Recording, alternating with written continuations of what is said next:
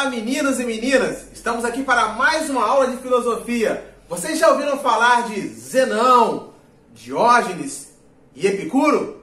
Pois é, hoje nós iremos falar desses filósofos e de suas ideias. Sobe a vinheta e vem comigo!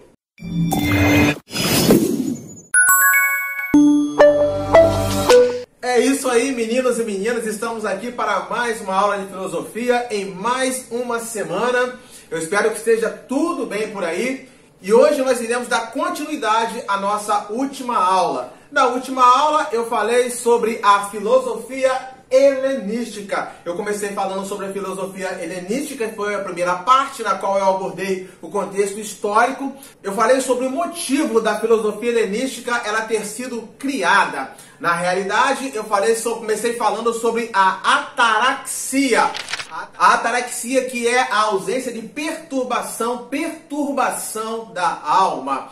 A ataraxia, que é a busca do pleno prazer, resumindo, é a busca da felicidade.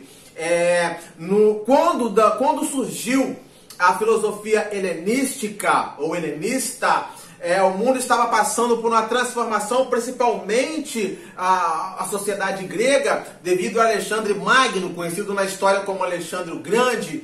E essas mudanças, as conquistas de Alexandre, a imposição de Alexandre, provocou angústia dentro da sociedade grega e entre os gregos e entre muitos povos. Angústia, desespero, o sentimento de insegurança e impotência. Com isso surge a filosofia helenista, para trazer paz interior, para trazer um certo conforto e consolo. Qual era o cerne dessa filosofia? O que a filosofia helenista buscava? Ela buscava a ataraxia, a ausência de perturbação da alma, buscava a felicidade, o viver pleno. E na nossa aula de hoje eu estarei abordando 4 correntes filosóficas que fizeram parte da filosofia helenística, ok? A primeira corrente filosófica que eu começarei abordando é o cinismo. Pois bem, muito bem, então vamos à primeira corrente filosófica helenística, que é o cinismo. Cinismo. O cinismo hoje é um termo pejorativo, faz alusão àquela pessoa sarcástica, aquela pessoa bem sarcástica. Porém, o cinismo, originalmente falando, não significa isso. A palavra cinismo quer dizer como um cão. Ela vem de uma palavra grega que é kinos. Kinos é cão. Daí, kínicos, que quer dizer como um cão. Então, a palavra cinismo, dentro da origem etimológica, dentro da etimologia da palavra, quer dizer como um cão. Por que como um cão? Porque os filósofos cínicos viviam como um cão. O que eu falei? Qual era o objetivo dos filósofos helenistas? A busca da felicidade, a busca da ataraxia, a busca do pleno viver, do viver feliz, da felicidade. O cinismo ele pregava o seguinte, que a vida plena, a ataraxia, a felicidade, deve ser buscada no viver de forma mais simples possível. Mais simples possível. No desapego das coisas materiais. Então, o cinismo, o filósofo cínico, ele não era materialista, desprezo aos valores e todas as convenções sociais. Na verdade, o principal filósofo dessa corrente aí, dessa linha filosófica, se chamava Diógenes. O Diógenes, ele viveu um tempo nas ruas de Atenas e outro tempo ele viveu no mato. O Diógenes, quando vivia em Atenas, ele vivia dentro de um barril. Ele morava dentro de um barril. Ele dormia dentro de um barril. Ele descansava dentro desse barril. Parece o Chaves, né? Ninguém tem paciência não, comigo. O Diógenes não é o Chaves. Talvez o Chaves tenha, pelo menos naquela parte do barril, tenha sido inspirado nesse filósofo, né? Quem sabe o autor do Chaves não era fã da filosofia grega.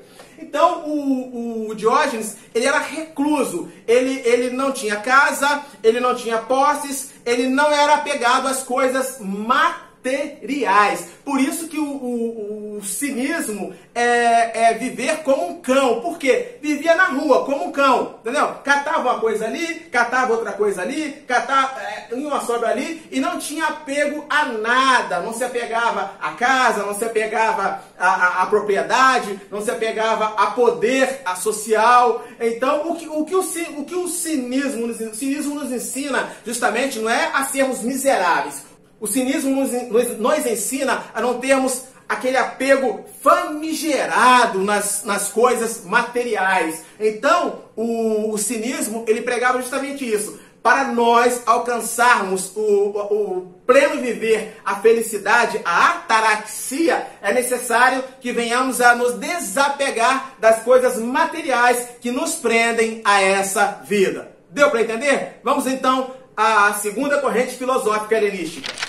A segunda corrente filosófica helenística é o ceticismo. Pois é, o que o ceticismo pregava? Pregava que para a vida plena, a felicidade, a ataraxia, só é alcançada se abstendo de fazer qualquer juízo. É isso mesmo, de emitir qualquer juízo, porque a busca de uma verdade plena, segundo eles, segundo os céticos, era inútil. É impossível alcançarmos o conhecimento. Não se pode obter a verdade absoluta. O que eles defendiam? Defendiam a ideia de que tudo é incerto, qualquer argumento pode ser contestado. Eles aqui não estão querendo dizer que você não deva discutir ou debater esse conhecimento. O que o cético, filósofo, que tinha adesão ao ceticismo, ele pregava, era que eu posso acreditar, vamos partir para a política, eu posso acreditar num viés mais tendencioso à direita, ou você pode acreditar num viés ideológico mais tendencioso à esquerda. Ou seja, ou eu posso ser esquerdista e você direitista, falando de viés político, ideológico político. Porém, quando nós entrarmos num debate, nós não chegaremos a um consenso jamais. Por quê? Porque eu tenho a minha verdade enquanto direitista, você tem a sua verdade enquanto esquerdista. Ou eu tenho a minha verdade enquanto esquerdista e você tem a sua verdade enquanto direitista. Nós entrarmos em um embate, em um debate, nós não chegaremos a um conhecimento único e necessário. É por isso que ele fala aqui que é impossível o conhecimento. Por quê? Porque você acredita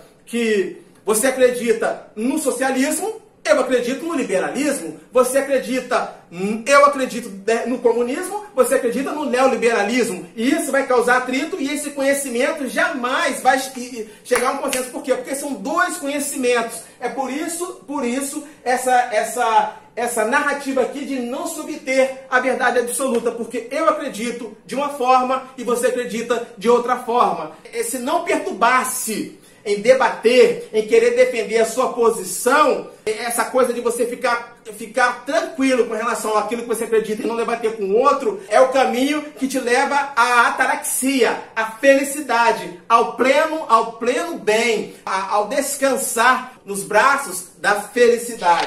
Pois bem, o principal filósofo do ceticismo é o Pirro de Élida. Esse foi o principal filósofo, ele que discutiu todas essas ideias que eu acabei de abordar. Vamos então à terceira corrente filosófica do helenismo. A terceira corrente filosófica do helenismo é o epicurismo. No epicurismo, o pleno bem, ou a felicidade, ou a ataraxia, só pode ser encontrada no prazer. É isso mesmo. É o que muitos chamam de hedonismo. Só que hedonismo, existem muitas vertentes do hedonismo. E o hedonismo hoje, ele é muito deturpado, porque aplica-se o hedonismo de forma pejorativa, dizendo que o hedonista é aquele que quer o prazer desregrado. E não era isso que o Epicuro, o principal filósofo do epicurismo, pregava, não. E hoje tem-se essa ideia de que o hedonismo prega o prazer desenfreado, o prazer totalmente desregrado, mas isso é um erro crasso, histórico, pontual e filosófico também. O Epicuro dizia que os deuses viviam num estado de serenidade. E como eles alcançavam essa serenidade? Sem se preocupar com as coisas materiais, apenas deleitando-se no prazer. Mas de que forma quais as coisas que nós devemos contemplar para termos esse prazer na vida? Bem, ele dizia que os prazeres que você deveria contemplar ou buscar, os prazeres naturais, olha só, os prazeres naturais e necessários. Quais são esses prazeres? Comer, beber, comer e beber. Comer quando se tem fome, beber quando se tem sede e descansar quando se está cansado. Um outro prazer que nós deveríamos buscar, mas